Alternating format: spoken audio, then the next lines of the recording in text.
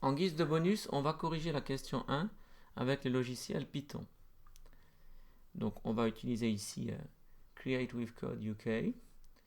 Donc ce site ici me permet voilà, d'exécuter du code Python. Donc ici par exemple vous avez un code élémentaire Python qui dit bonjour le monde. Alors je vais le mettre en français, hein. C'est une phrase traditionnelle qu'on utilise quand on fait de la programmation.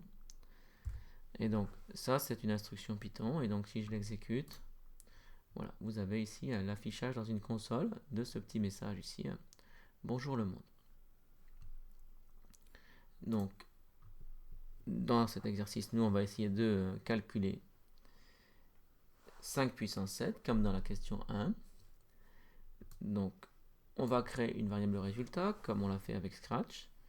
Dans Python, pour créer une variable, en fait il suffit, elle est automatiquement créée. Donc par exemple si j'écris res égale 1, alors je vais revenir tout de suite sur le signe égal, mais vous voyez que quand on écrit ça, tout de suite ça me crée automatiquement une variable res. Alors je vais plutôt mettre résultat pour faire comme précédemment.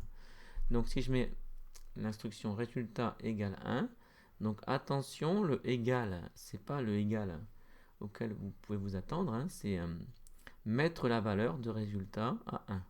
Si on compare avec Scratch, quand on écrit en Python résultat égale 1, ça veut dire mettre dans la variable résultat le nombre 1. Si vous voulez vraiment faire un signe égal, il faut le doubler. Donc si on fait ça, par exemple, est-ce que, vous voyez, si on peut lui dire d'afficher est-ce que 1 est égal à 1, eh bien ça va s'écrire avec deux signes égal et non pas 1. Donc si je fais ça et que j'exécute, il va me dire true, autrement dit vrai, hein, parce que c'est en anglais. Donc 1 égale 1, c'est vrai.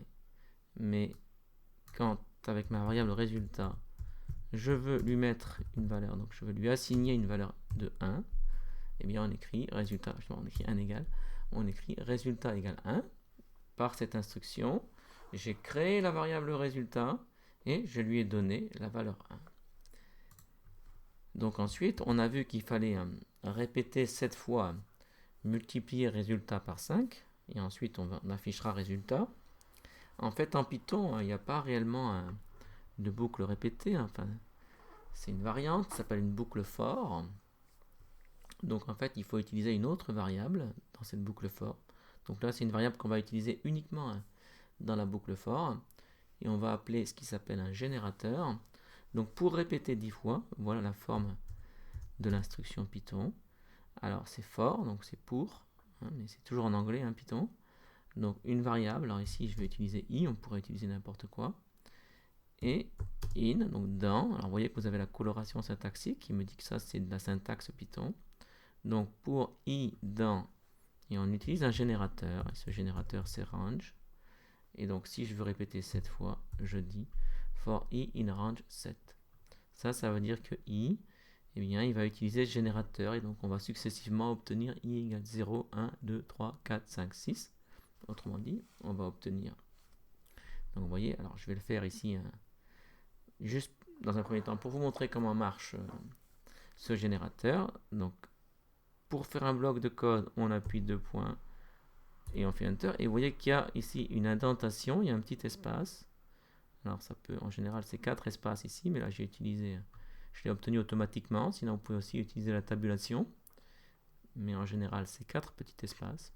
Et vous voyez que ça va délimiter un bloc. Toutes les instructions, on aura comme ça le même effet que dans Scratch, mais juste à l'aide d'un petit décalage. Donc par exemple, si je fais ça, alors je vais mettre print bonjour. Alors si je fais ça et que je lance, voilà, il m'a mis 7 fois bonjour parce que cette instruction. Alors si maintenant je reviens ici et que je mets une deuxième instruction print pour afficher, mais afficher, enfin, c'est imprimé print, hein, mais en fait ici ça affiche. Donc print bonjour, je vais mettre le monde.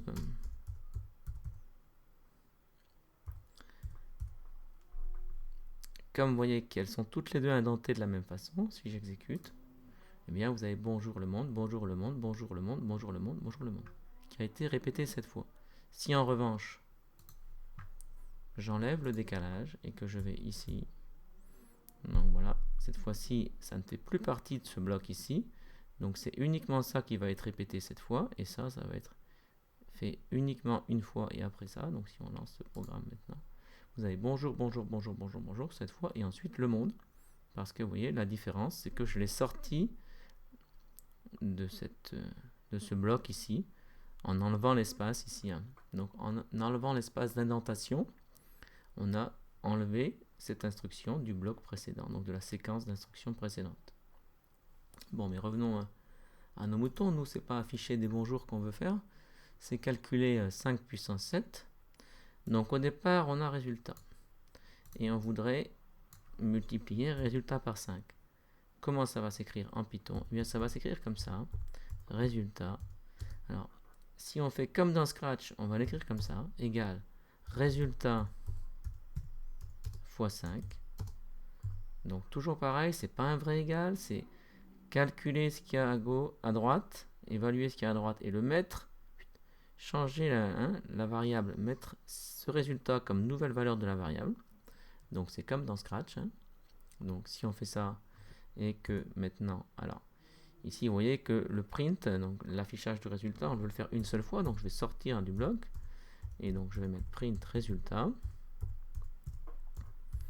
Je lance ce programme. Et bien, j'obtiens bien 78 125. Autrement dit, à puissance 5. Alors, il existe une autre syntaxe en Python qui me permet d'éviter ça. Si vous voulez juste expliquer... Alors, c'est une syntaxe qui n'est pas possible en Scratch, mais qui est possible en Python ici. Juste expliquer que vous avez pris résultat et que vous l'avez multiplié par 5. Il y a un petit raccourci où on peut écrire. Donc, multiplier égale. C'est juste une syntaxe, c'est une espèce de code magique qui me dit si on fait ça, et bien c'est pareil que ce qu'on a écrit précédemment. Ça veut dire que je multiplie résultat par 5. Et à la limite, c'est plus compréhensible que... Alors, si je relance le programme, j'obtiens encore 78 125. Et c'est peut-être plus... plus facilement compréhensible que cette instruction ici, mais qui revient exactement au même. Donc il faut bien comprendre que le égal n'est pas un vrai signe égal, c'est je calcule ce qui est à droite et je le mets dans la variable qui est à gauche. Et là, je calcule ce qui est à droite, mais il n'y a rien à calculer. Je le mets dans la variable qui est à gauche. Et donc vous voyez que cette instruction, elle me permet de multiplier résultat par 5. Et on obtient ainsi résultat.